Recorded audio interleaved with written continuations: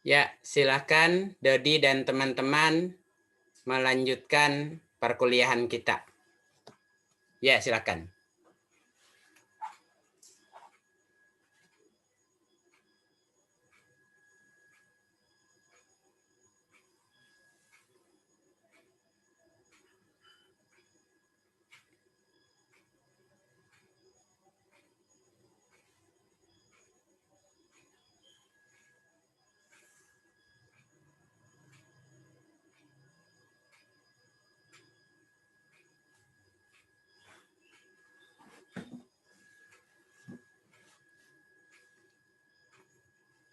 Kali ini yang presentasi adalah kelompok 4 ya, Dodi Alfayed dan teman-teman dengan materi perkuliahan sistem respirasi ya. Ada beberapa sesi dalam perkuliahan ini. Yang pertama kelompok 4, Dodi dan teman-teman mempresentasikan materi perkuliahan tentang sistem respirasi. Kemudian dilanjutkan dengan diskusi ya. Kemudian dilanjutkan dengan diskusi mungkin 2 sesi. Sesi pertama 3 orang, sesi kedua 3 orang. Ya, sambil menunggu jawaban dari tim kelompok presentasi, silahkan peserta lain boleh menjawab. Ya, sekarang dipersilahkan kelompok 4 untuk memimpin perkuliahan kita hari ini. Assalamualaikum.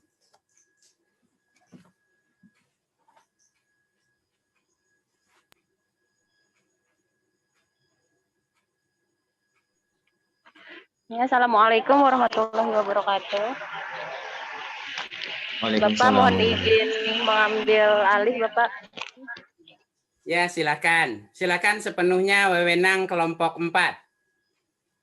Terima kasih Bapak atas waktu yang telah diberikan kepada kami kelompok 4. Di sini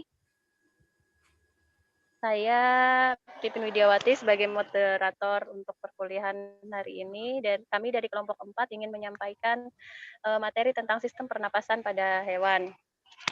Silakan untuk teman-temannya, teman-teman yang lain untuk share screen.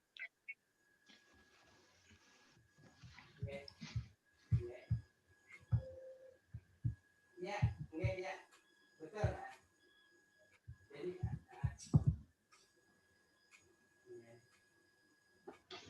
bila meeting ada berarti diskusi yang di itu Bu, diskusi yang bertulis.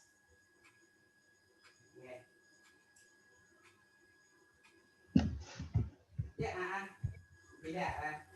Web meeting di web meeting plus diskusi. Nggih. Video nggih, video dulu nggih. Loh, Bin. Nggih. Ya. Terima kasih. Belum kelihatan Dot PPT-nya, Dot.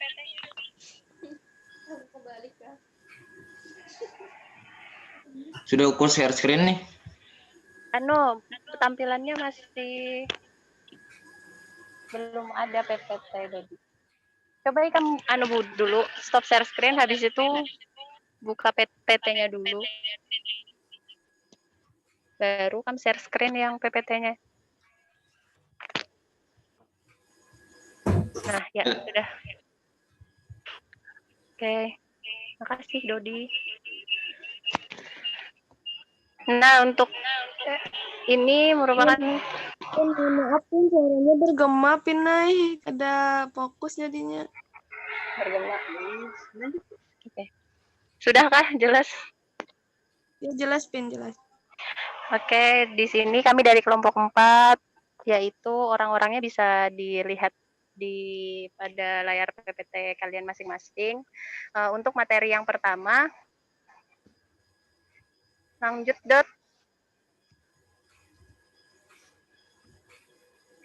Yaitu sistem pernapasan pada Porifera yang akan dijelaskan oleh Saudara Muhammad Farhan Ashari. Kepada Saudara Farhan dipersilahkan.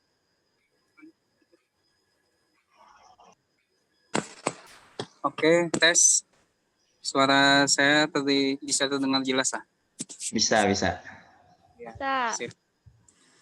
Jadi Assalamualaikum warahmatullahi wabarakatuh. Di sini saya akan menjelaskan tentang fisiologi pernapasan pada Porifera.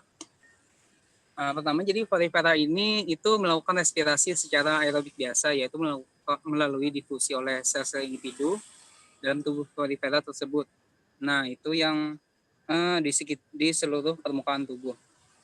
Kemudian biasanya spons atau porifera ini tidak dapat bertahan jika kekurangan oksigen dalam air atau hidup di air pada air yang tercemar atau berbau. Contohnya seperti di daerah kita di Kalimantan Selatan ini, di pantai Batakan sama Takisung itu tidak bisa ditemui atau sedikit ya ditemui filum porifera ini karena pantainya sudah tercemar dengan lumpur atau zat-zat lainnya. Beda halnya dengan di daerah di Kota Baru yang air lautnya masih jernih ya terjaga, itu kita bisa temui filum porifera ini. Kemudian bagian yang terhubung dengan ostium atau tempat masuknya air itu mengandung oksigen dapat mencapai 10 hingga 50% dari seluruh oksigen.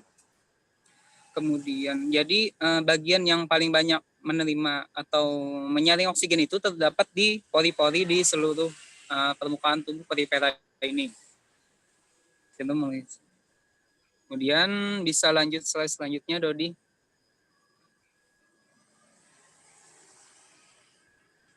Iya. Kemudian di dalam tubuh porifera ini, porifera bernapas dengan cara memasukkan air ke dalam pori-pori tadi atau ostium, itu yang terdapat pada seluruh permukaan tubuhnya. Ini saya coba tandai ya. Nah, di situ adalah ostium atau tempat masuknya air. Rongga-rongganya kecil, kemudian masuk ke dalam rongga spongosol. Proses pernapasan selanjutnya dilakukan oleh sel leher atau koonosit. Nah itu, ini adalah sel leher. Nah itu, koonosit. Jadi sel yang berbatasan langsung dengan rongga spongosol. Nah ini rongga spongosol. Ya. Kemudian aliran air yang masuk tadi melalui ostium menuju rongga spongosol itu membawa oksigen sekaligus zat-zat makanan. Nah, pengikatan oksigen dan pelepasan karbon dioksida itu dilakukan oleh sel leher atau koonosit tadinya di dalam sini. Terjadi pertukaran oksigen dan karbon dioksida. Kemudian tubuh spons ini disokong oleh mesohil. Nah, ini mesohil yang warna kuning. Nah, itu mesohil. Zat mirip jadi yang tersusun dari kolagen. Mesohil ini mengandung sel-sel yang disebut amoebosit. Bisa dilihat amoebosit. Saya hapus dulu. Oh, tidak bisa bisa dihapus. Nah, ini adalah amoebosit yang kecil ini. Itu fungsinya untuk mengedarkan oksigen yang sudah diproses dalam koonosit tadi ke seluruh bagian tubuh spons atau porifera tadi. Kemudian alat pernapasan sendiri terdiri atas sel-sel pinakosit, bisa dilihat itu pinakosit yang kecil itu di bagian luar. Sedangkan dan sel koonosit itu di bagian dalam. Sel koonosit tadi setelah memproses oksigen dan disebar oleh amoebosit, karbon dioksida yang sudah ditukar dengan oksigen tadi kemudian dikeluarkan oleh sel koonosit tadi menuju spongosol di bagian dalam, kemudian keluar menuju oskulum. Nah begitu. Hewan filum porifera ini tersusun atas banyak sel ya.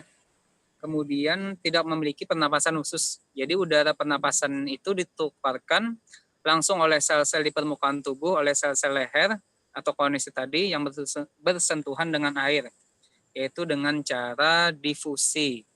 Nah, itu kira-kira dari saya untuk fisiologi pernapasan porifera. Saya kembalikan ke moderator.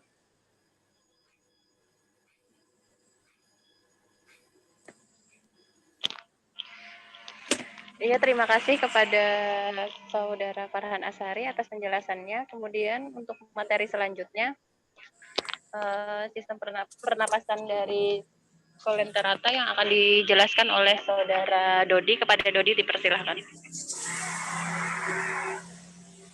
Ya, di sini saya ingin melanjutkan penjelasan mengenai sistem respirasi Colenterata atau Colenterata. hidra, pertukaran gas pada hidra terjadi secara langsung pada permukaan tubuhnya. Hal ini karena hidra tidak mempunyai organ khusus untuk pernapasan, pembuangan hasil ekskresi, dan juga tidak mempunyai darah serta sistem peredaran darah.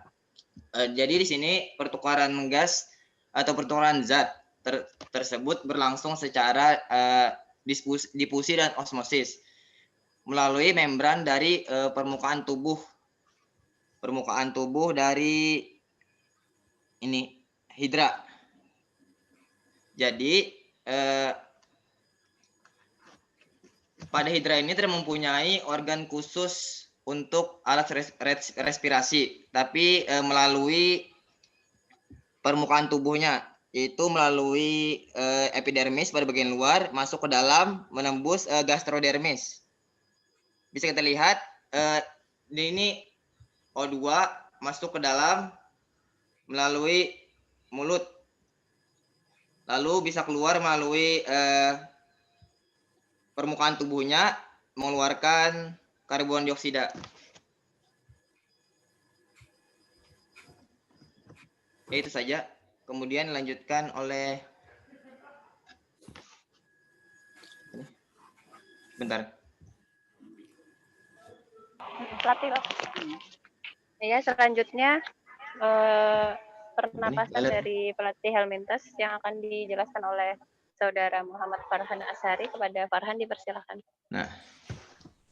Ya, Assalamualaikum warahmatullahi wabarakatuh. Kembali bersama saya akan menjelaskan fisiologi pernapasan pelatih Helmintes.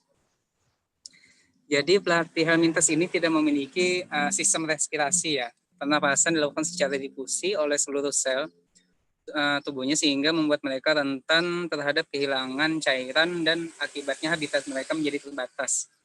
Contohnya pada planaria ini, nah ini bisa digambar lah.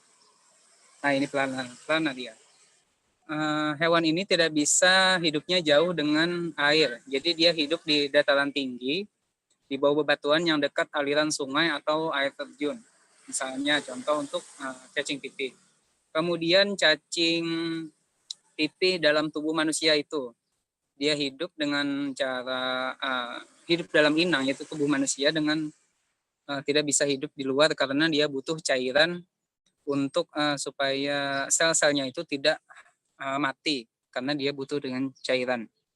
Kemudian cacing pipih atau pelatih Helmintes ini menyerap oksigen melalui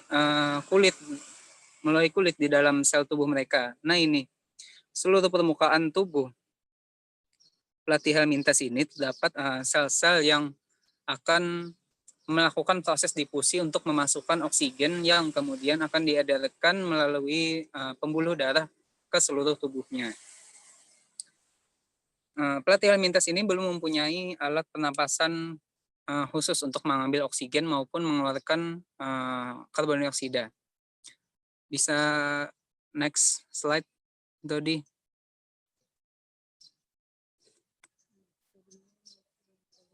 Iya. Jadi maupun secara osmosis ya, pertukaran oksigen dan karbon dioksida ini melalui seluruh permukaan tubuh. Pengambilan oksigen bagi anggota yang hidup bebas dilakukan secara difusi melalui permukaan tubuh, sedangkan anggota yang bebas tadi contohnya planaria ini. Kemudian sedangkan yang parasit seperti cacing hati dan yang lainnya itu secara anaerob, artinya respirasi berlangsung tanpa oksigen. Hal ini karena pelatih Helmintes yang parasit itu hidup di lingkungan yang kekurangan oksigen, menurut Kastawi 2005. Kemudian mekanisme respirasinya yaitu oksigen dari lingkungan, ya dari lingkungan itu dari luar berdifusi masuk ke dalam kapiler darah pada kulit. Kemudian oksigen diikat oleh hemoglobin, kemudian darah diedarkan ke seluruh tubuh, menghasilkan karbon dioksida sebagai hasil akhirnya. Kemudian karbon dioksida itu berdifusi keluar melalui kulit ya. Kemudian penapasan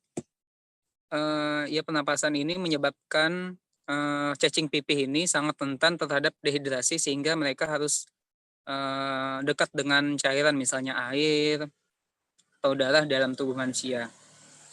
Nah, itu untuk fisiologi pernapasan pelatih Helmintes. Saya kembalikan ke moderator.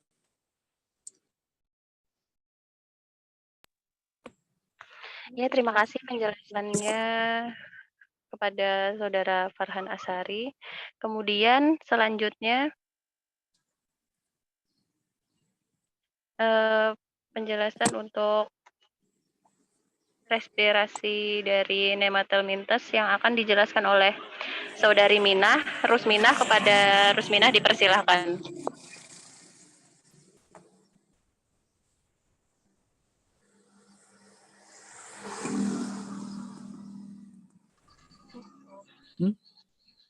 Maaf, Maaf, dijelaskan oleh Siti Wahidah.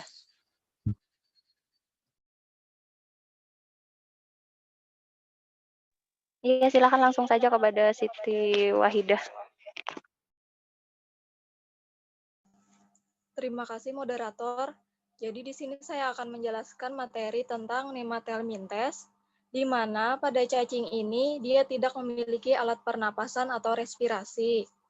Jadi respirasinya dilakukan secara anaerob, artinya ialah bahwa proses berlangsung pernapasan atau respirasi itu dilakukan tanpa oksigen, yaitu di mana energi diperoleh dengan cara mengubah glikogen menjadi karbon dioksida dan asam lemak yang diekspresikan melalui kutikula. Adapun kutikula di sini merupakan sebuah lapisan pelindung terluar pada tubuh Nematelmintes. Namun dapat kita ambil contoh dari Nematelmintes ini, yaitu salah satunya cacing Ascaris atau cacing yang hidup parasit di dalam saluran pencernaan manusia. Jadi cacing ini dapat mengkonsumsi oksigen kalau di lingkungannya tersedia. Jika oksigen tersedia, gas itu akan diambil oleh hemoglobin yang ada di dalam dinding tubuh dan cairan pseudosol. Sehingga pertukaran oksigen dan karbon dioksida terjadi secara difusi, yaitu dengan mekanisme pertukaran zat dari tempat yang berkonsentrasi tinggi ke tempat yang berkonsentrasi rendah. Demikian materi dari saya kembalikan ke moderator. Ya, terima kasih kepada Saudari Siti Wahidah. Kemudian penjelasan untuk Annelida akan saya jelaskan sendiri. Yang pertama yaitu ada dari kelas Polychaeta. Nah, kelas Polychaeta ini memiliki parapodia, kaki yang seperti dayung atau mirip sirip yang digunakan untuk berenang sekaligus sebagai alat pernapasan. Nah,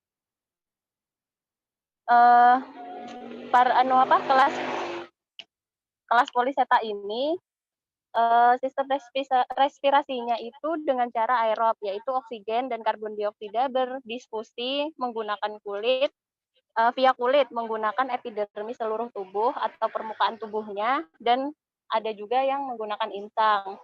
Nah, pada Polychaeta ini menggunakan insang pada saat kulitnya itu tubuhnya itu dalam kondisi lembab.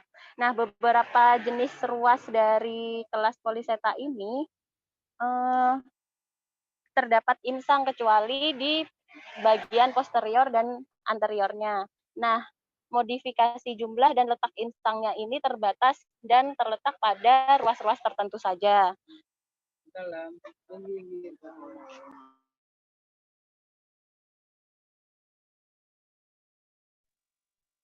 Lanjut, Det. Kemudian kelas selanjutnya yaitu ada Oligoseta, itu salah tulisannya. Aduh, nih belum diganti pengertiannya. Oke, nggak apa-apa, itu belum diganti, Dot. Ada yang salah di PPT-nya.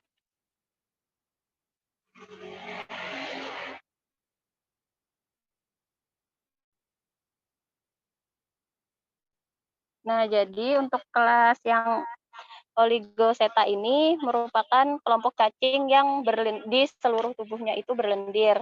Nah, tubuh ini salah satu contohnya pada cacing tanah. Nah, cacing tanah itu tubuhnya ditutupi oleh selaput bening dan tipis yang disebut kutikula. Nah, kutikula ini yang menyebabkan udara masuk melalui epidermis kulit kemudian masuk ke dalam pembuluh darah dan diedarkan ke seluruh tubuh. Nah, di foto tersebut merupakan salah satu contoh dari pertukaran oksigen dan karbon dioksida melalui kapiler darah. Selanjutnya ada kelas Hirunide.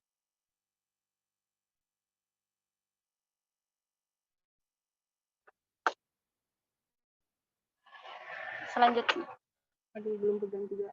Oke, selanjutnya sistem respirasi dari Hirudine ini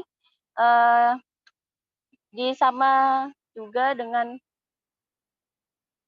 dari kelas yang pertama tadi yaitu Polychaeta. Nah, cuman bedanya kalau Polychaeta tadi itu memiliki kaki yang berfungsi sebagai insang. Kalau Hirudine ini lebih seperti cacing tanah, jenis cacing tanah. Mereka tidak memiliki kaki yang berfungsi sebagai insang, tetapi menggunakan permukaan kulitnya dan juga menggunakan kapiler yang ada di bawah epidermis pada kulitnya. Mungkin itu saja yang dapat saya jelaskan. Selanjutnya, pernapasan pada moluska yang akan dijelaskan oleh Dodi. Kepada Dodi dipersilahkan.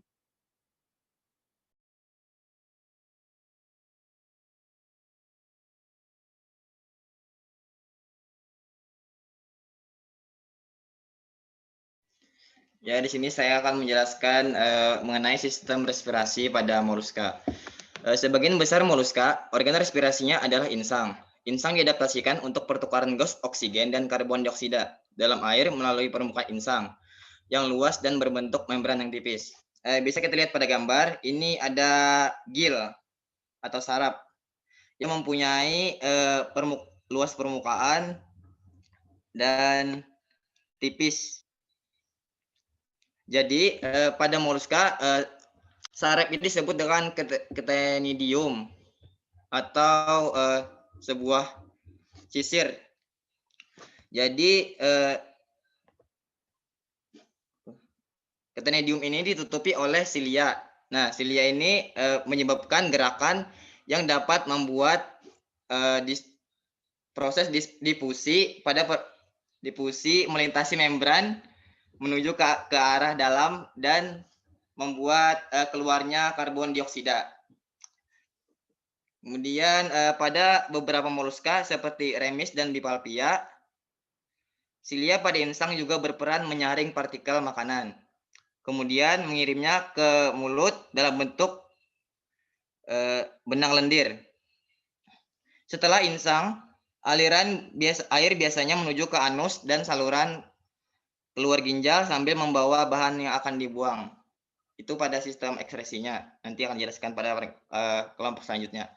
Kemudian pada beberapa moluska, air masuk melalui inkaren sipon dan ekskaren sipon atau tabung tempat air mengalir. Beberapa moluska yang tidak memiliki insang, maka pertukaran gasnya itu melalui sistem respirasi terjadi secara langsung melalui permukaan mantel. Ini ada mantelnya pada gambar. Pada keong memiliki kemampuan adaptasi untuk kehidupan darat, yaitu dengan hilangnya insang. Maka mantel yang dimilikinya termodifikasi atau dimodifikasi menjadi sebuah paru-paru untuk pengambilan udara atau pernapasan udara. Beberapa keong kembali ke habitat air, namun masih ada yang mempertahankan paru-parunya. Jadi untuk itu bisa kita amati biasanya kalau keong itu merambat naik ke atas permukaan air untuk mengambil udara. Ya, sekian dari saya. Kemudian selanjutnya mengenai Echinodermata akan dijelaskan oleh Saudari Hamidah.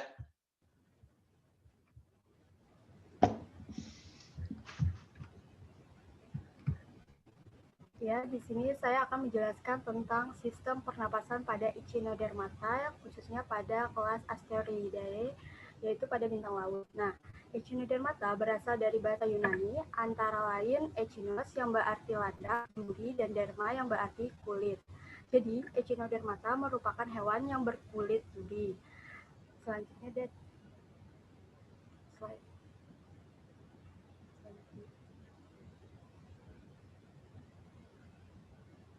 Nah, bintang laut ini merupakan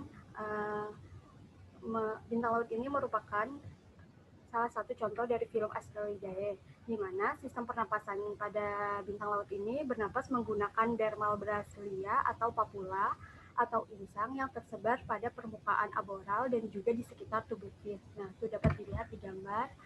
Nah, organ respirasi ini memiliki struktur yang tipis, halus, dan menyatu dengan selom.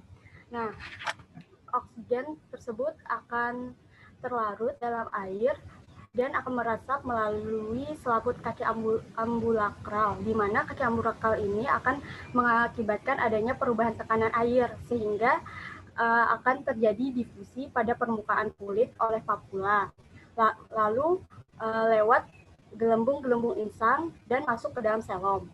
Setelah itu, selom akan mendistribusikan oksigen ke seluruh jaringan tubuh dan mengeluarkan karbon dioksida. Nah, karbon dioksida ini juga akan keluar melalui dorongan dinding-dinding tubuh yang sering disebut dengan papula. Di dalam papula ini terdapat peritoneum berselia yang mengakibatkan ada 2 saluran, sehingga terdapat saluran untuk masuknya cairan yang mengandung oksigen dan juga saluran keluarnya karbon dioksida. Mungkin itu saja yang dapat saya sampaikan. Saya kembalikan ke moderator. Oke, terima kasih kepada Hamidah. Kemudian materi selanjutnya pada pernapasan pada arthropoda yang akan dijelaskan kepada Frisdalin. Kepada Frisdalin, dipersilakan. Oke, terima kasih moderator. Sebelumnya apakah suara saya terdengar lah? Alhamdulillah terdengar jelas. Oke, di sini saya akan menjelaskan tentang sistem pernapasan pada arthropoda. Yang pertama ada sistem pernapasan pada serangga. Sistem pernapasan pada serangga mengenal 2 sistem, yaitu sistem terbuka dan sistem tertutup, di mana digunakan alat atau organ yang disebut spiraculum atau spirakel, juga tabung-tabung trakea dan trakeola. Meskipun dianggap banyak persamaan dengan annelida, akan tetapi terdapat perbedaan di antara keduanya, misalkan tidak adanya silia, kurangnya sekat intersegmental, berkurangnya selom, adanya sistem peredaran darah lakunar, alat reproduksi yang terpisah, adanya eksoskeleton dari kitin, adanya apendages yang berruas-ruas, dan adanya mata majemuk. Sistem pernapasan pada serangga ini, yang tadi sudah saya sebutkan, mengenal 2 sistem, yaitu sistem terbuka dan sistem tertutup. Yaitu sistem terbuka dan sistem tertutup ini digunakan alat atau organ yang disebut spiraculum tadi, di mana corong hawa trakea adalah alat pernapasan yang dimiliki oleh serangga dan arthropoda lainnya, dan pembuluh trakea bermuara pada lubang kecil yang ada di kerangka luar yang disebut spirakel. Spirakel ini berbentuk pembuluh silindris yang berlapis zat kitin dan terletak berpasangan pada setiap segmen tubuh, di mana spirakel mempunyai katup yang dikontrol oleh otot, sehingga membuka dan menutupnya spirakel terjadi secara teratur. Pada umumnya, spirakel terbuka selama serangga terbang dan tertutup saat serangga beristirahat, di mana oksigen dari luar masuk lewat spirakel, yang kemudian udara dari spirakel menuju pembuluh-pembuluh trakea, dan selanjutnya pembuluh trakea bercabang lagi menjadi cabang halus yang disebut trakeolus. Selanjutnya dapat disebut atau dapat mencapai seluruh jaringan dan alat tubuh bagian dalam, di mana trakeolus tidak berlapis kitin, hanya berisi cairan dan dibentuk oleh sel yang disebut trakeoblas. Pertukaran gas terjadi antara trakeolus dengan sel-sel tubuh, di mana trakeolus ini mempunyai fungsi yang sama dengan kapiler pada sistem pengangkutan transportasi pada vertebrata. Serangga mempunyai sistem pernapasan yang disebut sistem trakea, di mana oksigen yang dibutuhkan oleh sel-sel tubuh untuk oksidasi tidak diedarkan oleh darah, tetapi diedarkan oleh trakea yang bercabang-cabang ke seluruh tubuh. Sehingga cabang kecil trakea yang menembus jaringan tubuh disebut trakeolus. Masuknya udara untuk pernapasan tidak melalui mulut, melainkan melalui stigma atau spirakel.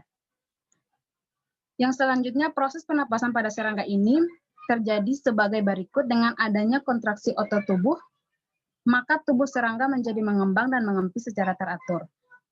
Pada waktu tubuh serangga mengembang, udara masuk melalui stigma, selanjutnya masuk ke dalam trakea dan kemudian ke trakeolus dan akhirnya masuk ke dalam sel-sel tubuh, di mana oksigen berifusi ke dalam sel-sel tubuh dan karbon dioksida hasil pernapasan tadi dikeluarkan melalui sistem trakea yang juga akhirnya dikeluarkan melalui stigma pada waktu tubuh serangga mengempis. Sistem trakea berfungsi mengangkut O2 dan mengedarkannya ke seluruh tubuh, dan sebaliknya mengangkut CO2 hasil respirasi untuk dikeluarkan dari tubuh, dan demikian darah pada serangga tadi hanya berfungsi mengangkut sari makanan dan bukan untuk mengangkut gas pernapasan. Di bagian ujung trakeolus terdapat cairan sehingga udara mudah berifusi ke jaringan, di mana pada serangga air seperti jentik dan nyamuk, udara diperoleh dengan menjulurkan tabung pernapasan ke permukaan air untuk mengambil udara, sehingga serangga air tertentu mempunyai gelembung udara sehingga dapat menyelam di air dalam waktu lama. Misalnya, kepik atau Notonecta sp mempunyai gelembung udara di organ yang menyerupai rambut pada permukaan ventral, di mana selama menyelam, O2 dalam gelembung dipindahkan melalui sistem trakea ke sel-sel pernapasan. Selain itu, ada pula serangga yang mempunyai insang trakea yang berfungsi menyerap udara dari air atau pengambilan udara melalui cabang-cabang halus serupa insang, yang selanjutnya dari cabang halus ini oksigen diedarkan melalui pembuluh trakea. Selanjutnya, next.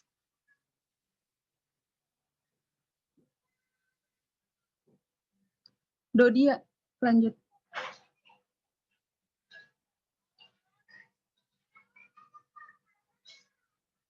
Yang kedua ada alat respirasi pada arachnida. Di mana kalajengking dan laba-laba besar atau arachnida ini yang hidup di darat memiliki alat pernapasan berupa paru-paru buku, sedangkan jika hidup di air bernapas dengan insang buku. Paru-paru buku memiliki gulungan yang berasal dari ivaginasi perut, di mana masing-masing paru buku ini memiliki lembaran-lembaran tipis atau lamela yang tersusun berjajar. Paru-paru buku ini juga memiliki spirakel tempat masuknya oksigen dari luar, karena keluar masuknya udara disebabkan oleh gerakan otot yang terjadi secara teratur. Baik insang buku maupun paru-paru buku, keduanya mempunyai fungsi yang sama seperti paru-paru pada vertebrata. Next.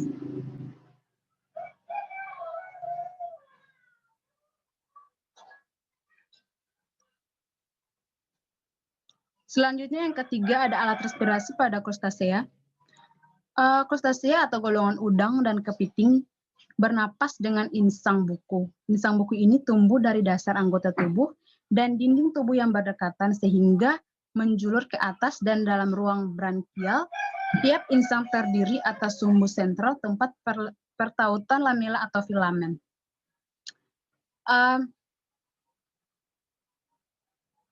Di mana aliran air yang dihasilkan oleh krustasea ini adalah gerakan mendayung dari insang timba, yaitu penjuluran bentuk bulan sabit dari salah satu penjuluran mulut atau maksila kedua. Pada udang, air masuk ke dalam ruang brankial di belakang karapaks dan di antara kaki. Selanjutnya saluran ini di dalam sumbu insang membawa darah dari ruang di dalam lamela, dan pertukaran udara pernapasan berlangsung melalui dinding tipis lamela yang nantinya keluar masuknya udara disebabkan oleh gerakan otot yang terjadi secara teratur. Mungkin itu saja yang dapat saya sampaikan. Selanjutnya saya kembalikan ke moderator.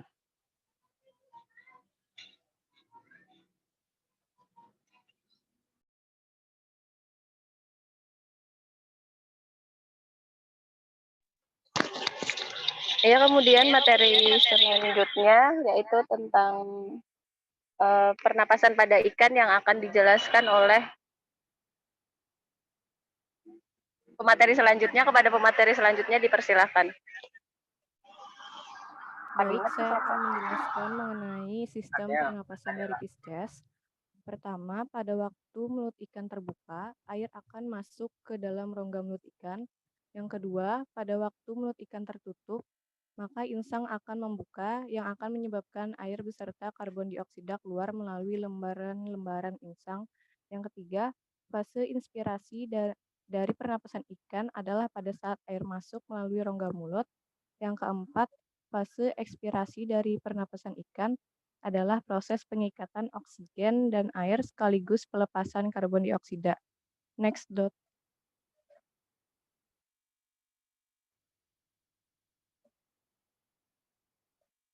Nah, bisa dilihat di sini, pada awalnya celah mulut pada ikan itu menutup, namun dikarenakan penutup insang menyamping dan celah belakangnya tertutup selaput, maka rongga mulut akan membesar.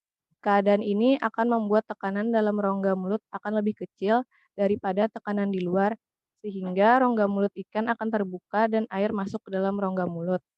Hal ini akan membuat oksigen yang terlarut dalam air akan masuk secara difusi ke dalam pembuluh kapiler yang terdapat pada insang. Kemudian, setelah rongga mulut ikan penuh terisi oleh air, celah mulut akan tertutup dan insang akan terbuka. Kemudian, karena insang akan terbuka, maka air akan didorong melewati lembaran insang sehingga terjadi pertukaran gas. Darah di dalam pembuluh kapiler insang akan mengeluarkan karbon dioksida dan mengikat oksigen dan air. Next dot. Berikut ini adalah mengenai sistem pernapasan dari amfibi. Contohnya pada katak, oksigen berdifusi lewat selaput rongga mulut, kulit, dan paru-paru, kecuali pada fase berudu, karena bernapasnya melalui insang. Next.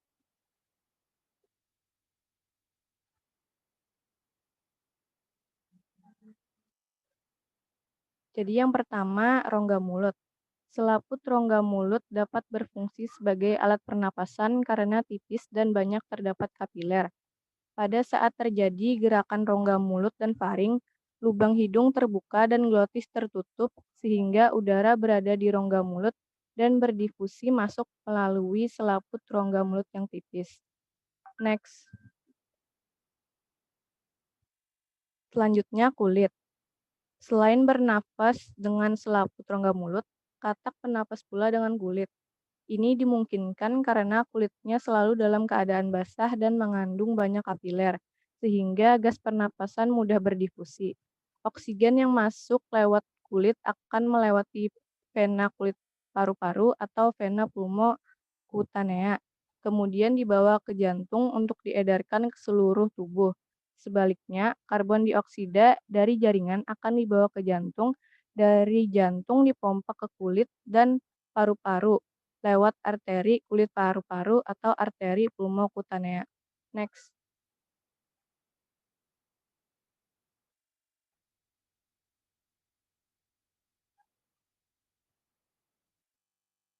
Next lagi.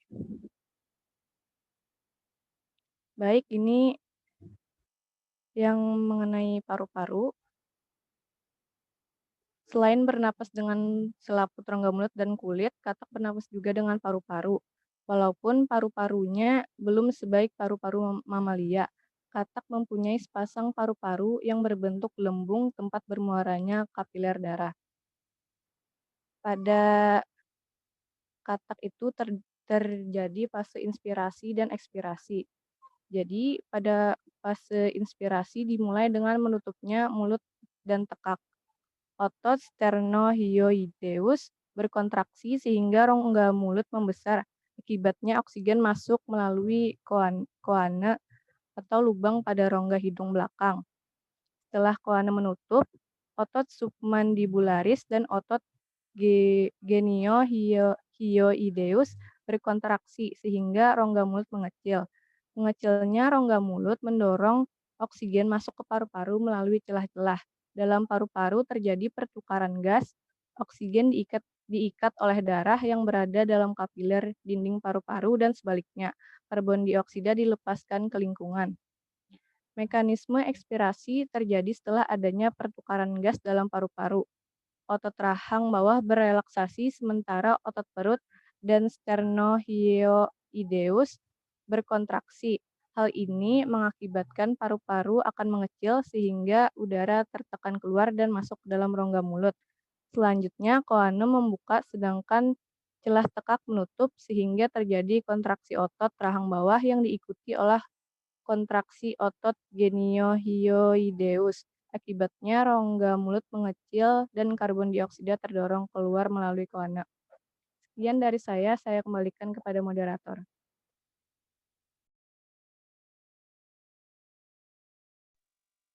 Ya, untuk materi selanjutnya,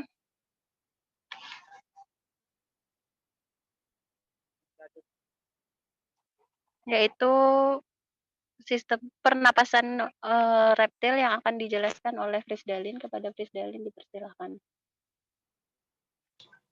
Terima kasih moderator. Oke, kembali saya menjelaskan tentang sistem pernapasan pada reptil. Alat pernapasan reptil terdiri dari hidung di bagian kepala dan paru-paru di rongga dada. Dengan menggerakkan tulang rusuknya, udara masuk melalui lubang hidung. Selanjutnya, udara masuk ke trakea, kemudian ke bronkus dan paru-paru. Di dalam paru-paru, oksigen diikat oleh darah dan karbon dioksida dilepaskan. Di paru-paru, pertukaran udara terjadi di alveolus yang terdiri atas pembuluh darah kapiler.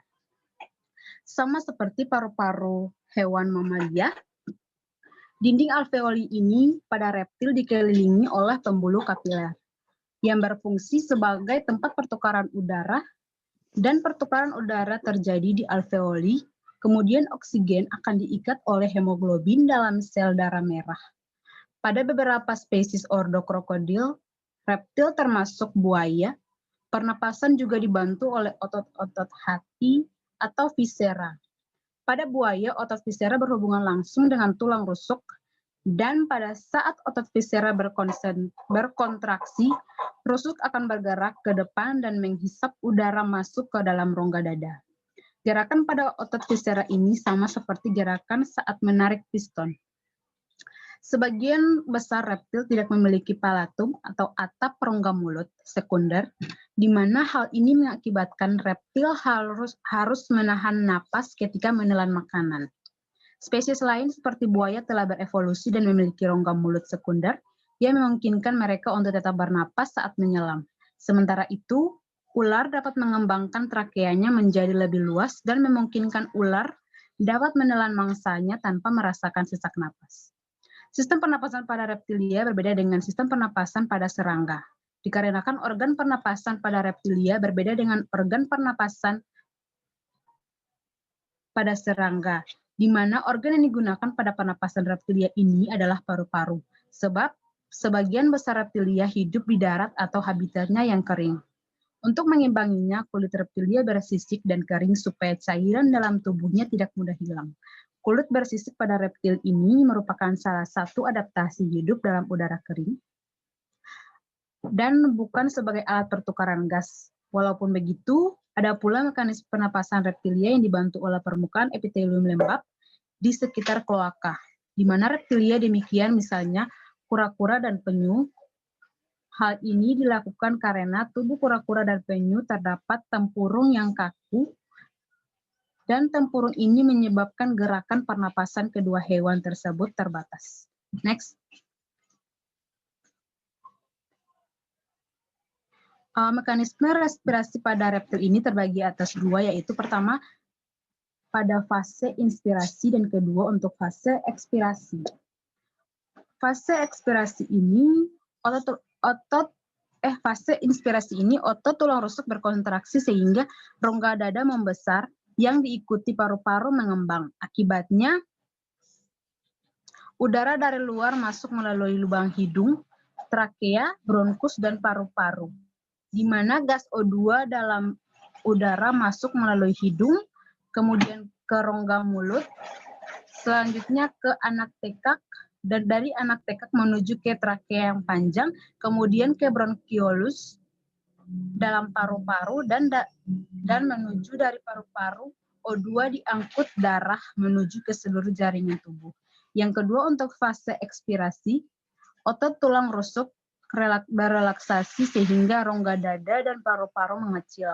Akibatnya udara dari paru-paru keluar melalui paru-paru, bronkus, trakea, dan lubang hidung. Dari jaringan tubuh gas CO2 diangkut darah menuju jantung, kemudian menuju ke paru-paru untuk dikeluarkan ke bronkiolus yang nantinya disambung oleh trakea yang panjang dan kemudian ke anak tekak dan ke rongga mulut dan terakhir ke rongga hidung. Next. Ini adalah alat pernapasan pada reptil yang sudah tadi saya jelaskan. Next lagi, Dot. Dan ini adalah bentuk paru-paru, di mana bentuk paru-paru reptilia berada di dalam rongga dada dan dilindungi oleh tulang rusuk. Paru-paru reptilia hanya terdiri dari beberapa lipatan dinding yang berfungsi memperbesar permukaan pertukaran gas, di mana ada paru-paru kadal, kura-kura, dan buaya lebih kompleks dengan beberapa belahan-belahan yang membuat paru-parunya bertekstur seperti spons. Di mana paru-paru pada beberapa jenis kadal, misalnya bunglon Afrika, mempunyai pundi-pundi hawa atau kantung udara cadangan, sehingga memungkinkan hewan tersebut melayang di udara. Oke, itu saja yang dapat saya sampaikan. Kembali ke moderator. Ya, terima kasih kepada Priscilin. Materi selanjutnya yaitu pernapasan AFES yang akan disampaikan oleh Saudari Rusminah. Kepada Rusminah, kami persilahkan. Ya, terima kasih kepada moderator. Di sini saya akan menjelaskan mengenai sistem pernafasan pada aves dan mamalia. Nah, untuk yang aves ini, alat pernapasan pada burung adalah sepasang paru-paru yang terletak pada rongga dada dan dilindungi oleh tulang rusuk. Nah, burung ini menggunakan paru-paru dan pundi hawa atau pundi-pundi udara sebagai alat pernafasannya. Jadi susunan alat pernafasan burung itu terdiri atas yang pertama ada lubang hidung, yang kedua celah tekak atau faring yang menghubungkan rongga mulut dengan trakea, yang ketiga ada trakea atau batang tenggorokan. Nah, di dalam percabangan batang tenggorokan ini terdapat pita suara yang disebut dengan siring.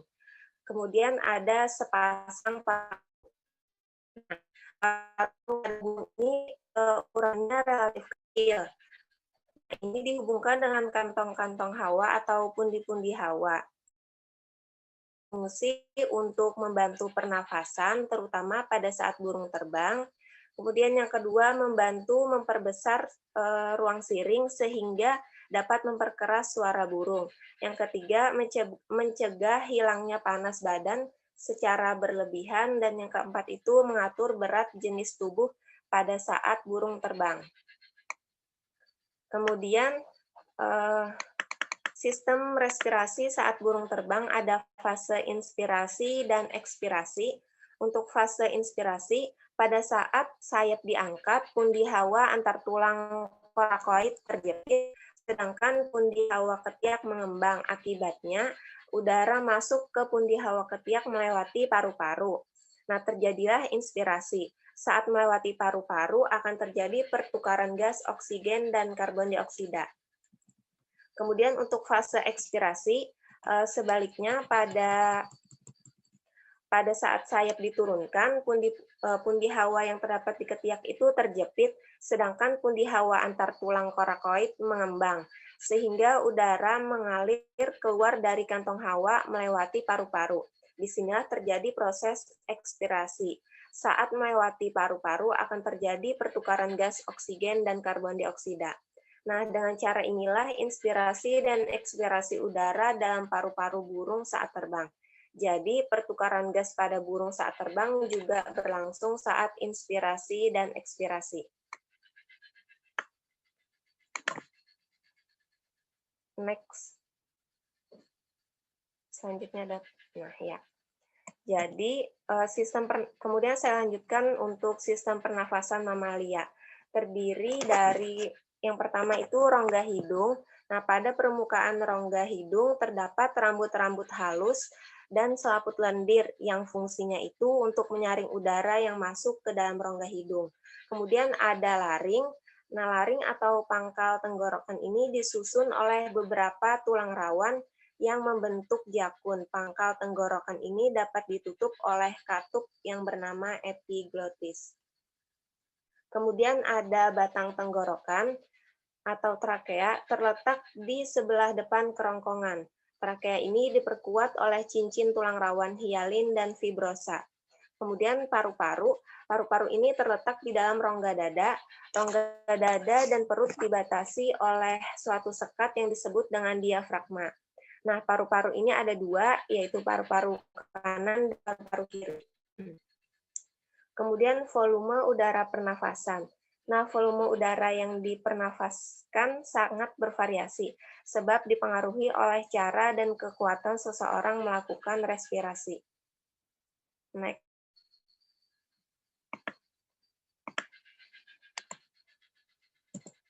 Mamalia yang hidup di darat. Nah, di sini kita ambil contohnya itu kuda, sistem pernafasan pada kuda. Nah, mamalia yang hidup di darat ini mempunyai alat pernafasan yang mirip dengan manusia, yaitu hidung, pangkal tenggorokan, batang tenggorokan, dan paru-paru. Seperti kambing, sapi, dan kuda. Nah, pada paru-paru terdapat jaringan ikat. Paru-paru ini dibungkus oleh pleura, sebagaimana semua membrana serosa. Tersusun atas epitel pipis lapis di atas lamina propria. Next.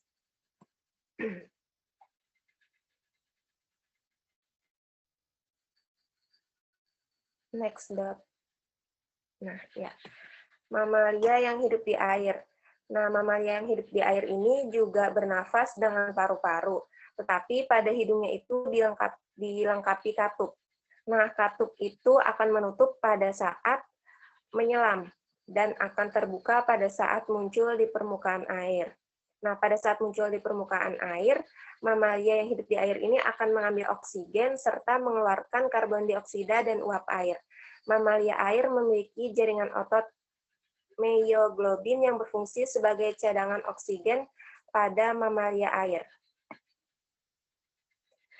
Jadi, kemampuan pernafasan hewan mamalia yang ada di laut ini atau di air ini dipengaruhi oleh adanya myoglobin tadi. Nah, myoglobin ini merupakan sejenis protein yang terdapat dalam otot-otot hampir di sebagian besar mamalia.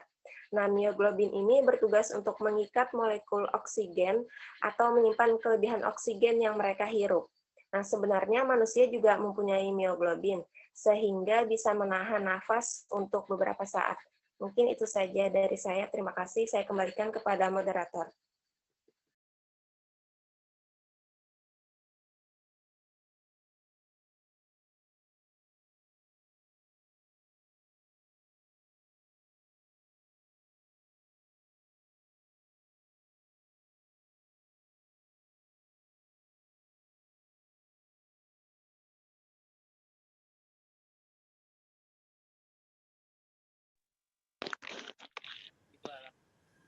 Terima kasih kepada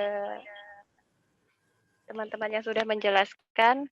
Ya, untuk teman-teman yang lain kami berikan kesempatan untuk bertanya. Di sesi pertama ini kami memberikan 3 kesempatan untuk teman-teman yang ingin bertanya. Silahkan kepada teman-teman yang ingin bertanya. Moderator izin bertanya. Dengan siapa? Saida.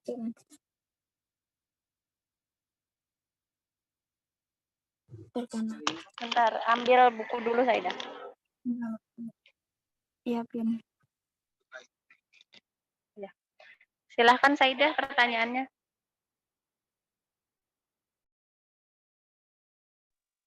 Ya, pertanyaan saya, Tadi kan dijelaskan di PPT ada Pisces. Nah, Maaf, jadi maaf suaranya kurang jelas Saidah, bisa diulangi? ini jelas lah. Jelas, silahkan sebutkan nama, NIM, dan kelasnya Saidah. Dan beserta pertanyaannya. Perkenalkan, nama saya Saidah Laras. NIM 18 10 11 93 2007. Pertanyaannya, apakah ada perbedaan fungsi sistem pernapasan Pisces yang biasanya berada di dasar air dengan saat Pisces berada di dalam kedalaman air? Apakah dapat diterima? Dapat dipahami lah. Maaf, tadi Saidah pertanyaannya perbedaan yang di dasar air dengan yang di kedalaman kah? Kan ada loh ikan yang biasanya tuh hanya di dasar-dasar air dengan di kedalaman yang di kedalaman sama dengan di dasar loh Saidah kalau di kedalaman. Iya, betul. Karena maksudnya di kedalaman air itu kan sama dengan di dasar kan? Ada maksudnya kedalaman kayak ratusan meter ke bawah, kadang ribuan meter kayak itu. Bisa diterima lah. Belum bisa Saidah. Mungkin maksudnya permukaan dengan dasar. Oh iya, itulah. Ya. Terima kasih Dodi. Ya. Terima kasih. Selanjutnya kepada teman-teman yang lain, apakah ada yang ingin Izin bertanya moderator.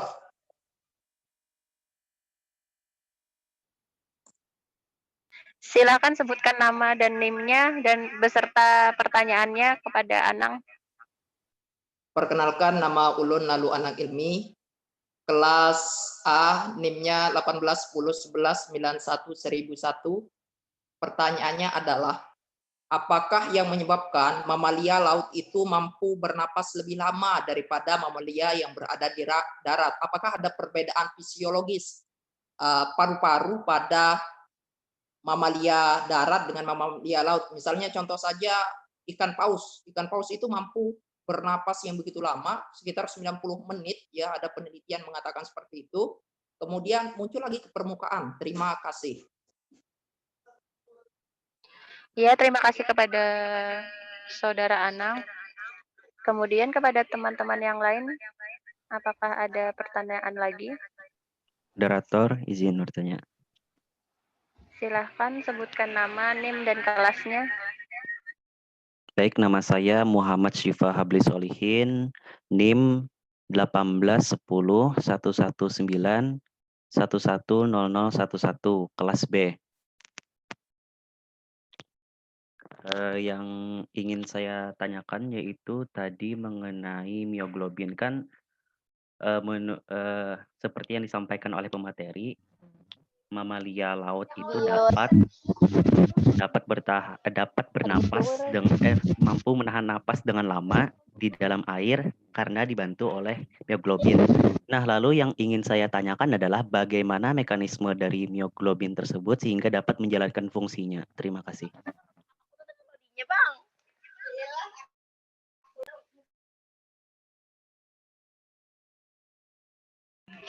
Ya, terima kasih.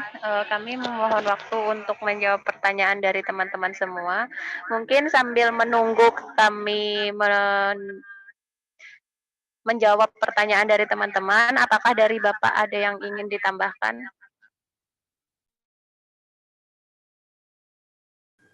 Ya, Bapak, pertama-tama terima kasih kepada kelompok 4 yang sudah presentasi begitu bagus ya. Secara materi, konsepnya bagus sudah ya.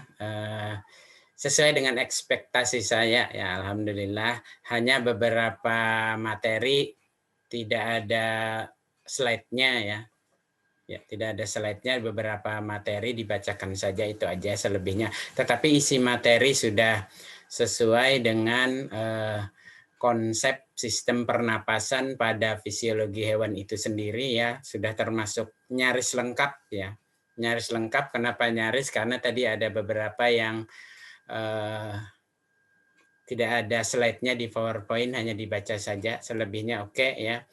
Kemudian untuk pertanyaannya juga silakan kalau ada di luar kelompok 4 yang mau menjawab pertanyaan, silakan.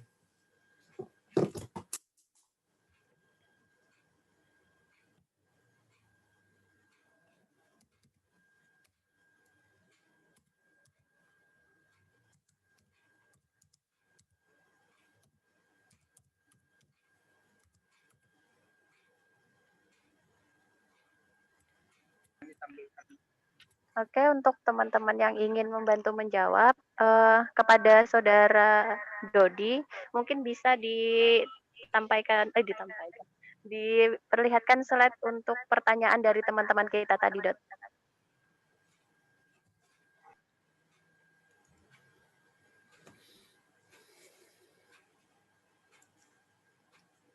Mungkin bisa pertanyaannya ditambahkan di PPT di slide terakhir, Dodi.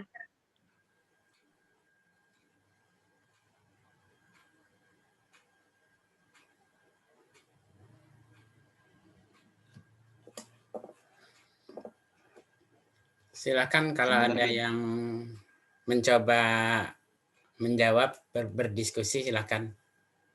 Untuk 3 pertanyaan sesi 1 ini.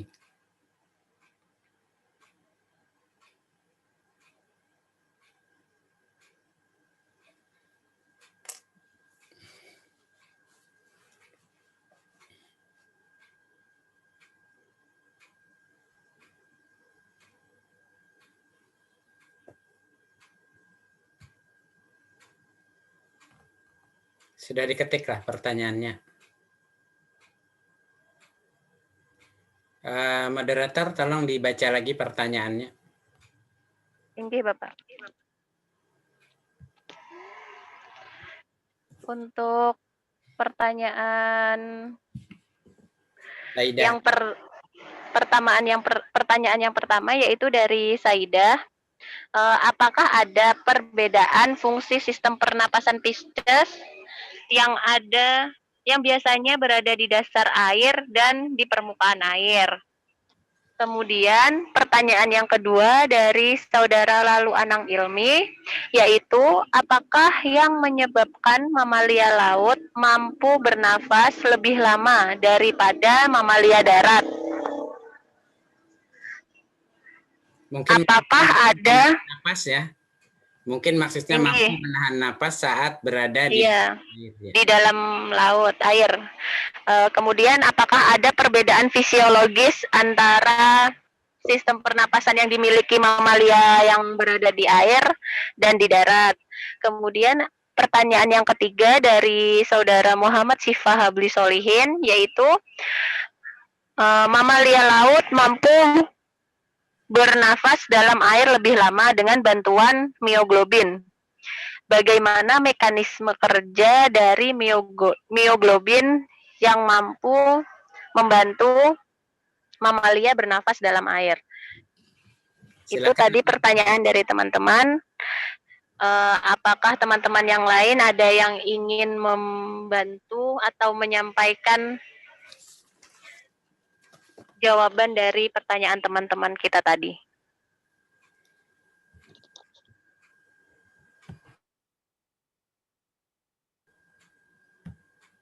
Ya, silakan yang ingin berbagi pendapat.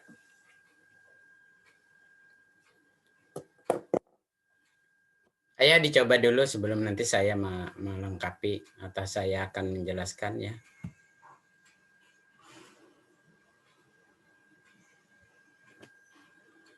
Tidak harus nomor 1 dulu, boleh yang nomor berikutnya. Ada? Jadi sebenarnya ketiga pertanyaan ini bisa dijawab sekali jawabannya. Ketiga pertanyaan bisa dijawab dengan sekali jawab. Tapi tentu saja karena ketiganya digabung jadi satu, jadi panjang jawabannya ya. Kenapa? Karena ketiga pertanyaan ini saling berhubungan. Ya, ketiga pertanyaan saling berhubungan.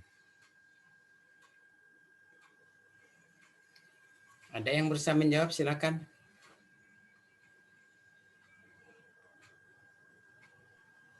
Moderator izin menjawab.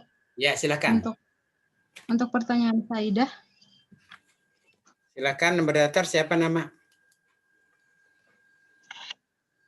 Nama NIM. Perkenalkan nama saya Frisdalin Inuhan, NIM 1811193200203 dari kelompok 4 yang presentasi tadi, Pak. Pertanyaan Saidah tadi itu, apakah ada perbedaan sistem pernapasan pada Pisces yang hidupnya di dasar laut dan kedalaman?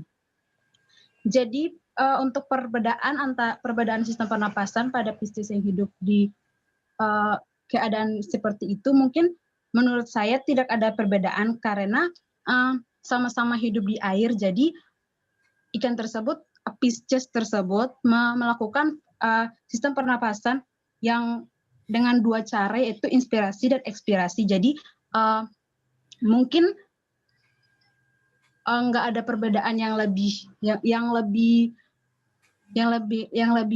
rumit. Mungkin perbedaan yang lebih rumit itu ketika ikan yang hidup di air laut itu mungkin lebih sulit bernapas dibandingkan hewan yang ada di darat atau ikan yang memang pada dasarnya habitat hidupnya tuh di air tawar. Mungkin seperti itu. Terima kasih.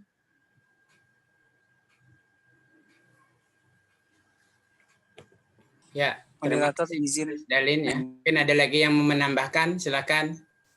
Tinggi Paulun izin menambahkan. Ulun Muhammad Paulun Nazari ingin menambahkan jawaban dari Frisdalin tentang perbedaan pernapasan ikan yang hidup di permukaan dengan ikan hidup yang di dasar. Jadi hidup ikan seperti anglerfish atau coffinfish itu membran selnya lebih lentur daripada ikan yang hidup di permukaan. Oleh karenanya tekanan air yang sangat tinggi di dasar laut itu dapat menghancurkan tubuh ikan apabila tidak lentur membran selnya. Jadi itu bisa juga menyimpan oksigen untuk nantinya dipakai saat tekanan oksigen itu menipis di dalam air. Kemudian untuk coffinfish bisa dicari di Google, kawan-kawan. Coffinfish ini melakukan kebiasaan yaitu menyimpan oksigen dari tubuhnya ketika dia berenang sedikit ke bagian laut yang ada oksigennya, lebih banyak oksigennya, kemudian menyimpannya dalam tubuh sehingga tubuhnya itu berubah 2 kali sampai 3 kali lipat lebih besar. Kemudian dia akan kembali ke dasar untuk menahan nafasnya selama kurang lebih 4 menit, mungkin begitu. Kemudian setelah menghembuskan nafasnya kembali, dia akan mengecil tubuhnya ke ukuran semula. Mungkin itu adaptasi fisiologis dari ikan yang hidup di dasar laut. Terima kasih. Ya, jadi sudah mendekati jawabannya dari jawaban Frisdalin dan Farhan ya. Jadi mekanisme pernapasan itu sendiri sama ya, sesuai jawaban Frisdalin untuk ikan, dengan catatan ikan ya. Dengan ikan yang sama-sama bernapas dengan insang, mekanisme pernapasan sama, proses pernapasan sama, fisiologi pernapasan sama. Yang membedakan adalah, tadi selanjutannya jawaban Farhan, yang membedakan adalah tekanan air di dasar itu lebih besar dibandingkan dengan tekanan air di permukaan. Tetapi tekanan air di dasar itu disebabkan oleh gaya gravitasi bumi. Makin ke dasar, maka tekanan air makin besar karena gaya gravitasi bumi makin besar. Untuk tekanan air mungkin tidak ada pengaruhnya ya, tetapi yang berpengaruh nanti adalah kadar oksigen. Ya. Air-air di permukaan umumnya memiliki kadar oksigen yang lebih tinggi dibandingkan air-air di dasar perairan. Kenapa? Karena tentu saja air di permukaan itu langsung bersinggungan dengan permukaan udara dan oksigen terlarut di air lebih banyak pada bagian permukaan dibandingkan dengan pada bagian dasar. Nah, jadi yang membedakan hanya karena perbedaan kadar oksigen di dasar perairan dan di permukaan perairan. Efeknya adalah ada perbedaan proses fisiologis yang secara mekanisme sama menggunakan insang, tetapi ada perbedaan spesifikasi karena adaptasi terhadap lingkungan. Ya, salah satunya tadi adaptasinya adalah dengan kemampuan untuk hidup di dasar dengan kadar oksigen yang lebih rendah. Lalu nanti ada ikan-ikan yang beradaptasi dengan terutama golongan Labyrintulales, ya. Golongan Labyrintulales ini golongan ikan yang memiliki camber. Camber itu labirin. Labirin tahu ya? Ruang-ruang bersekat itu yang permainan anak-anak. Tahu ya labirin? Nah, persis seperti itu ya pada ikan-ikan ordo Labyrintulales, mereka memiliki labirin untuk menyimpan sementara oksigen sebelum dipakai. Ya, jadi saat mereka oksigen belum dipakai disimpan dulu. Kenapa disimpan dulu? Bisa nyimpan mereka, kalau manusia kan nggak bisa nyimpan. Nah, mereka bisa nyimpan di labirinnya. Kenapa? Karena mereka hidup di lingkungan yang kadar oksigennya rendah. Begitu disimpan, nanti begitu keperluan oksigen diperlukan lagi, maka diambil oksigen yang berasal dari labirin tadi dialirkan ke insang untuk digunakan pernapasan. Nah, ini adaptasi terhadap struktur. Tetapi ada adaptasi struktur dan fisiologisnya adalah pada beberapa ikan jenis lain atau kelas lain atau ordo lain,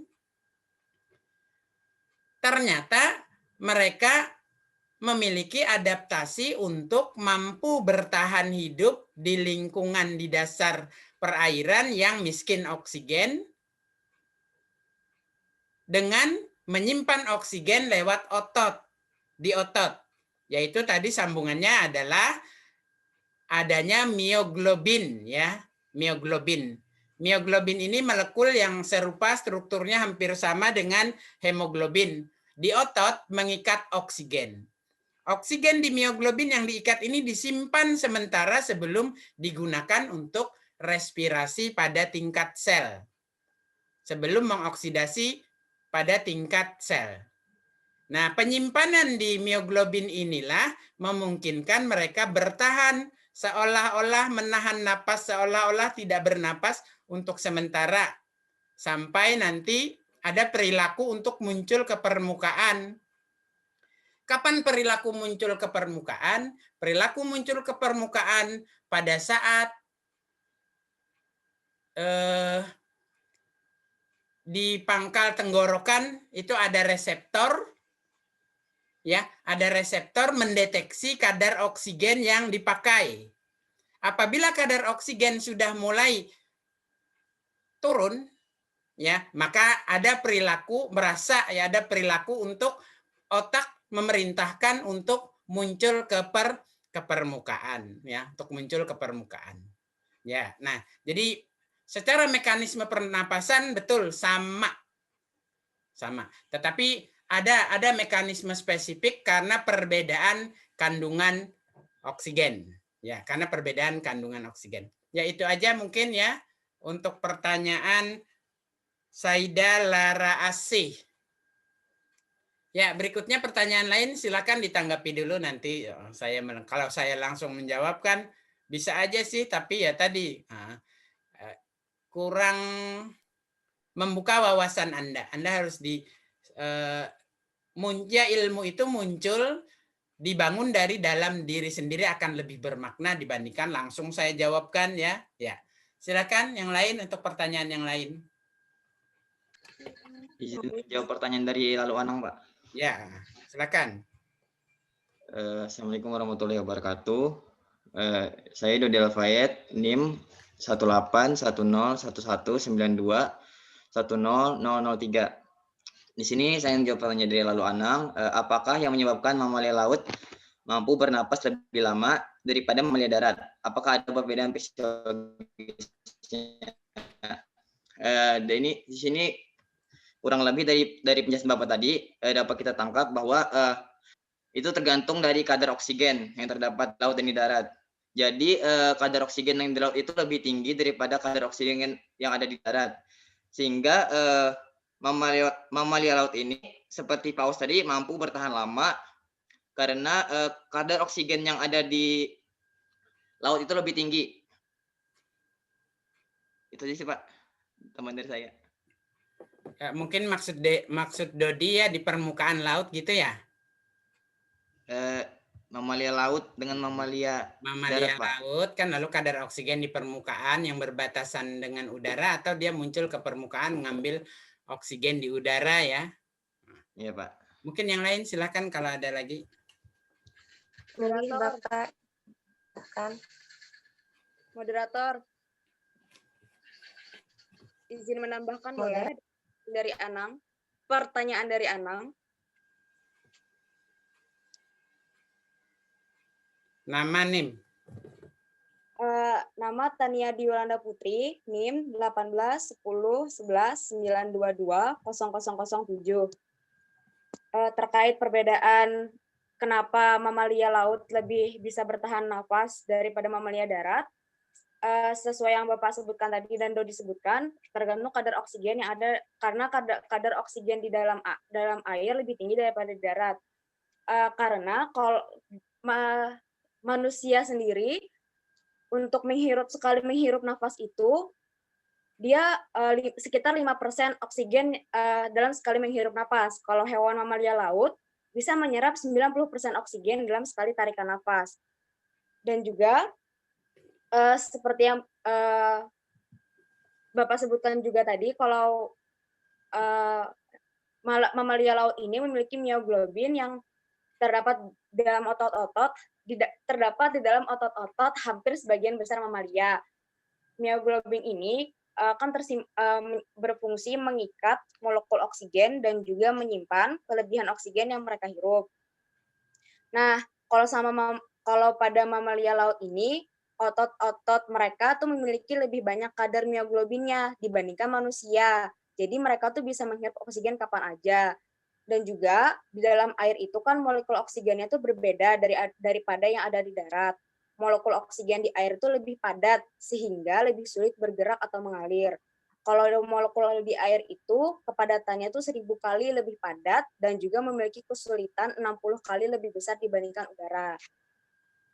Itu saja tambahan dari saya, moderator.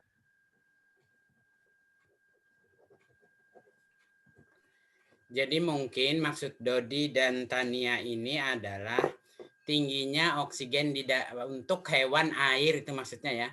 Tingginya oksigen untuk mamalia air itu karena kemampuan mamalia air menyerap oksigen 90% dibandingkan dengan mamalia di darat. Tetapi kalau secara fisika bahwa kandungan oksigen di udara lebih banyak daripada di air ya. Saya luruskan sedikit. Kandungan oksigen di udara lebih banyak daripada kandungan oksigen di air. Itu pola prinsip dasar pertama.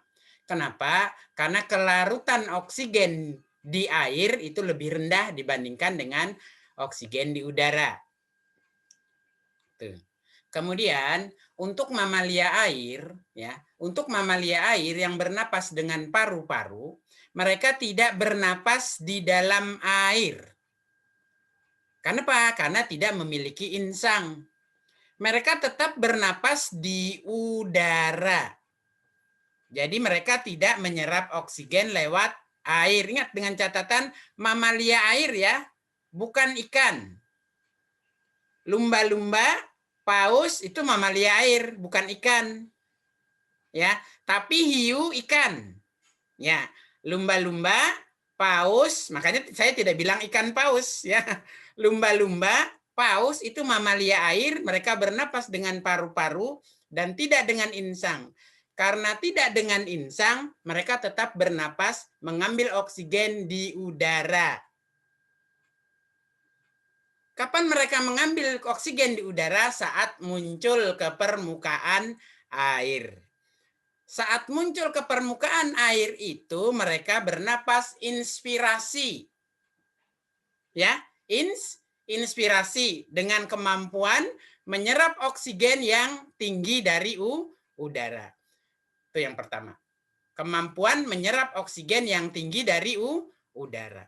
Lalu tingginya kadar oksigen yang diserap ini segera diedarkan lewat sistem pernapasan, diedarkan, diikat oleh pembuluh di sel-sel darah merah.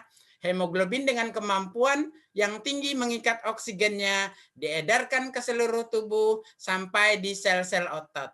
Di sel-sel otot, oksigen diberikan lagi untuk disimpan oleh mioglobin, tidak langsung digunakan. Disimpan untuk cadangan saat berada di dalam air. Ya, disimpan digunakan. Lalu apa yang terjadi? Yang terjadi adalah selama berada di dalam air terjadi respirasi tingkat sel.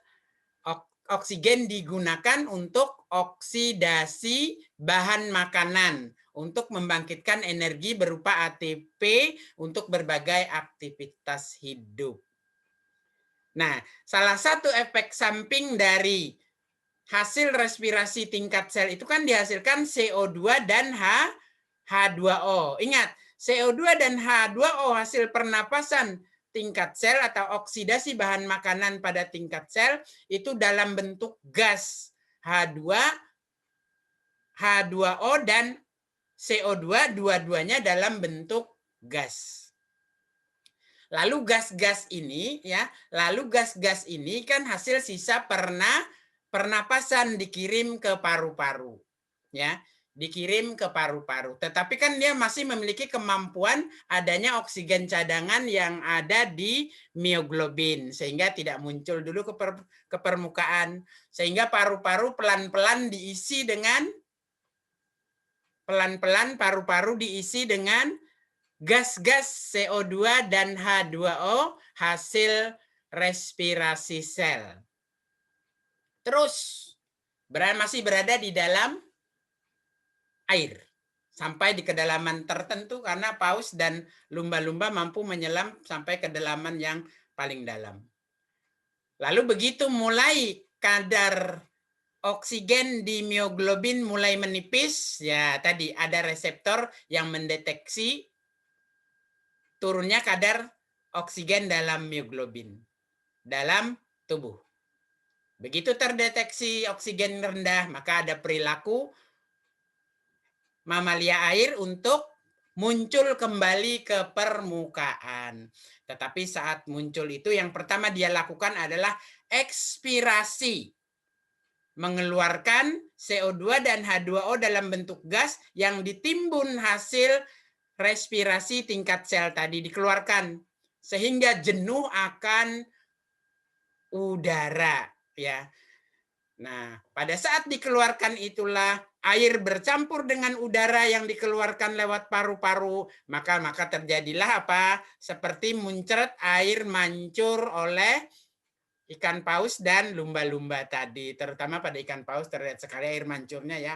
Nah, itu sebenarnya dia ekspirasi mengeluarkan CO2 dan H2O dalam bentuk gas hasil sisa metabolisme di sel dan jaringan yang ditimbun di paru-paru lalu dikeluarkan saat ekspirasi bercampur dengan air jadilah seperti air mancur.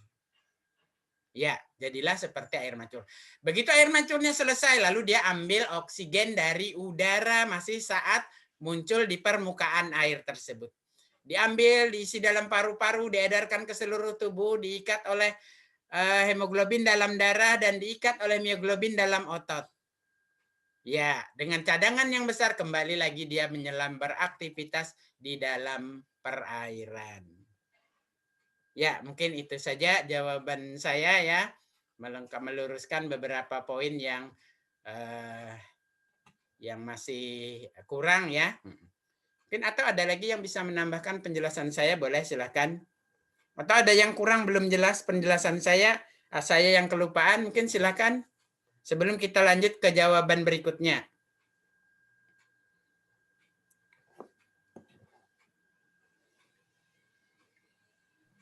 Ya, terima kasih banyak kepada Bapak yang telah menambahkan tadi dan kepada teman-teman yang sudah menjawab pertanyaan tadi. Mungkin dari teman-teman yang lain ada yang ingin menambahkan jawaban, melengkapi jawaban yang sudah diberikan kepada teman-teman dan Bapak tadi. Dipersilahkan. Sebelum kita lanjut kepada pertanyaan selanjutnya. Sebelum jawaban untuk pertanyaan selanjutnya. Mungkin ada yang kurang jelas atau ada ketinggalan penjelasan saya bagian mana misalnya. Silakan. Dari Ulun sudah jelas aja sih Pak, lengkap sekali.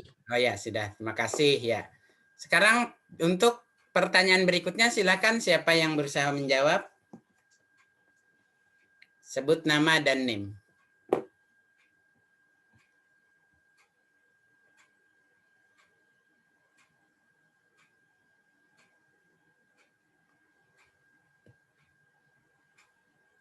Ya, sudah disinggung tadi jawaban saya ya untuk pertanyaan Sipa. Saya senang jemput Sipa aja ya, nggak apa-apa ya, Habli. Tinggi Bapak. Nah, untuk yang pertanyaan Syifa tadi, mamalia laut mampu bernafas dalam air lebih lama dengan bantuan mioglobin. Bagaimana mekanismenya? Izin Ulun ingin menambahkan tadi jawaban Bapak sebenarnya tadi sudah disinggung oleh Bapak masalah mioglobin tadi. Ya, jadi saya ingin menambahkan sedikit. Siapa Pipin? Inggih, nama Ulun Pipin Widiawati. Silakan NIM. Dari kelas A. NIM 181011. Hilang. 91227. Ya. Nah, yang pertama itu mioglobin ini merupakan protein yang memiliki peranan yang lebih penting pada paus, ikan mamalia. Nah, saat paus menyelam jauh ke dasar laut dan harus menahan napas, mioglobin ini yang menahan oksigen pada otot-otot paus sehingga dapat digunakan ketika paus membutuhkannya di dalam air saat kekurangan oksigen. Nah, mioglobin ini dapat mengikat oksigen jauh lebih baik dibandingkan hemoglobin. Jadi, fungsi mioglobin ini sebenarnya sama dengan hemoglobin, tetapi jauh lebih kuat mengikat oksigen pada otot-otot di paru-paru pada mamalia yang berada di dalam air. Mungkin itu saja tambahan dari saya. Mungkin dari teman-teman yang lain ada yang ingin menambahkan kepada teman-teman yang lain, dipersilahkan.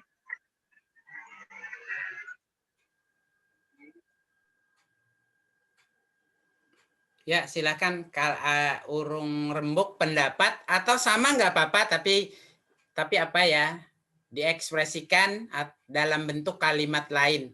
Itu menunjukkan apa?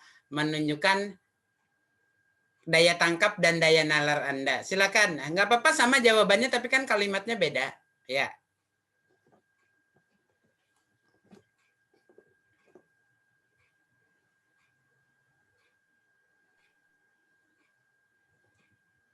Tidak ada ya. Novita Anggriani Yusuf, Pak. Ya, silakan. Novita ya? Novita Anggriani Yusuf. Ya, Pak. 1 dengan NIM 1819208 dari kelas B. Nah, yang Ulun cari itu loh, Pak, molekul penyusunnya, Ulun tambahkan, Pak lah, molekul penyusun dari mioglobin tersebut tuh adalah amino dan poliferin yang merupakan sejenis zat besi. Lalu, mioglobin juga terdapat dalam otot-otot hewan tadi, seperti kata Pipin, yang biasanya terdapat pada hewan-hewan yang berenang dalam jangka waktu yang cukup lama, seperti lumba-lumba, paus, anjing laut. Nah, itu kan mamalia. Hal ini terjadi karena mioglobin dapat menyimpan oksigen yang lebih kuat, seperti kayak kata Pipin tadi. Habis itu menyimpan oksigennya tuh di dalam sel sehingga oksigen tersebut dapat digunakan pada proses metabolisme saat hewan memerlukan energi juga Pak saat berada di dalam air. Itu tambahannya tidak hanya juga untuk pernapasan tapi juga bisa membantu di proses metabolisme Pak. Terima kasih Pak. Maaf pun salah Pak. Ya, jadi pada intinya tadi sebenarnya sudah masuk dalam penjelasan saya sebelumnya bahwa intinya adalah mamalia laut tetap bernapas di udara, tidak bernapas dalam air. Itu intinya. Yang kedua, saat mereka muncul ke permukaan air, ekspirasi dulu untuk melepaskan CO2 dan H2O yang hasil sisa metabolisme saat mereka berada di dalam air. Ya, sisa metabolismenya dikirim ke paru-paru tentu saja, lalu nanti ditimbun dalam paru-paru, lalu muncul ke permukaan air untuk diekspirasi. Setelah itu, setelah ekspirasi selesai, baru inspirasi. Ya, inspirasi, saat inspirasi ini, oksigen diambil dari udara di permukaan air, tapi bukan di airnya, tapi di udara. Ya, oksigen diambil di udara, dikirim ke paru-paru, di paru-paru terjadi pertukaran gas, oksigen dengan kadar tinggi diikat oleh hemoglobin, dibawa ke seluruh tubuh dan mengikuti sistem peredaran darah, karena kan hemoglobin dalam sel darah merah, sampai di sel dan jaringan, di sel-sel otot. Di sel-sel otot, oksigen yang kadarnya tinggi ini diikat oleh mioglobin. Lalu disimpan sementara karena kelebihan. Simpan sementara tidak dipakai, yang dipakai adalah yang lain yang masih ada ya. Disimpan sementara untuk aktivitas beberapa lama selama di dalam air. Begitu oksigen yang dipakai mulai berkurang, ambil dari cadangan di mioglobin tersebut. Ambil dari cadangan mioglobin, masih ada berarti ketersediaan oksigen yang diambil dari mioglobin. Berarti tidak perlu muncul dulu ke permukaan. Tapi begitu cadangan oksigen di mioglobin mulai menipis, ada reseptor di tubuhnya, biasanya di pangkal tenggorokan, yang mendeteksi rendahnya kadar oksigen dalam tubuh. Nah, lalu ada perilaku reseptor ini mengirim sinyal ke otak, impuls saraf ke otak untuk perilaku menyuruh muncul ke permukaan air. Kembali lagi setelah muncul mulai melakukan ekspirasi dan inspirasi. Intinya adalah mamalia air tidak bernapas dalam air. Mamalia air tidak mengambil oksigen dari dalam air. Mamalia air mengambil oksigen di udara saat muncul ke permukaan air. Itu aja intinya. Ya. Gimana sih Pak? Iya, paham Pak. Ya. Kita sampai jam berapa kuliahnya? 14.40 Pak. 14.40, masih ada 3 menit. 3 menit ya? Oh, habis ya waktunya. Oh ya. Masih Iya, ada 3 menit ini, tidak sempat kita diskusi lanjutannya. Demikian tadi penjelasan saya. Nanti kalau ada lagi pertanyaan yang lain, bisa ditanyakan pada kesempatan lain ya, atau bisa chat pribadi ya, atau dan sebagainya lewat online, atau kalau nanti saat offline ya. Silakan ditutup aja karena waktunya tidak sempat lagi. Silakan ditutup kelompok 4. Oke, terima kasih sebelumnya kepada Bapak dan kepada teman-teman yang sudah memberikan apa ya? Ya, membantu sebagai sudah berdiskusi dengan sangat aktif pada perkuliahan hari ini. Saya mewakili dari kelompok 4 memohon maaf apabila ada kekurangan dan kesalahan. Dan terima kasih banyak kepada Bapak tadi yang sudah menambahkan materinya, membantu menjawab pertanyaan, menambahkan juga dari teman-teman yang lain juga tadi. Kalau begitu, saya tutup. Assalamualaikum warahmatullahi wabarakatuh. Waalaikumsalam. Waalaikumsalam warahmatullahi wabarakatuh. Waalaikumsalam warahmatullahi wabarakatuh. Ya, Terima kasih banyak Bapak. Ya, demikian tadi Terima kasih perkuliahan banyak, Pak. kita hari ini tentang sistem respirasi pada hewan ya. Sudah bagus ya, tadi sudah sesuai komentar saya secara presentasinya, dan PowerPoint secara materi sudah nyaris sempurna ya. Alhamdulillah. Semoga nanti yang berikutnya juga bagus seperti ini, seperti sebelum-sebelumnya juga sudah bagus ya, sesuai dengan ekspektasi saya ya. Ya, intinya adalah penilaian kita kan tak sekedar bisa menjawab saat ujian ya. Penilaian kita juga adalah aktivitas saat perkuliahan, termasuk aktivitas mengerjakan tugas. Ini kan termasuk bagian dari aktivitas mengerjakan tugas dan kualitas produk tugasnya ya. Ya. Kita akhiri kuliah kita hari ini. Semoga aktivitas kita hari ini mendapat berkah dan ridha dari Allah Subhanahu wa taala, Tuhan yang Maha Esa. Amin. Salahnya maaf, kurang lebihnya berelaan, minta ridha, minta halal. Assalamualaikum warahmatullahi wabarakatuh. Waalaikumsalam warahmatullahi wabarakatuh. Terima kasih banyak Bapak. Semoga sukses. Terima kasih. Akhirilah. Bapak. Oke, Bapak.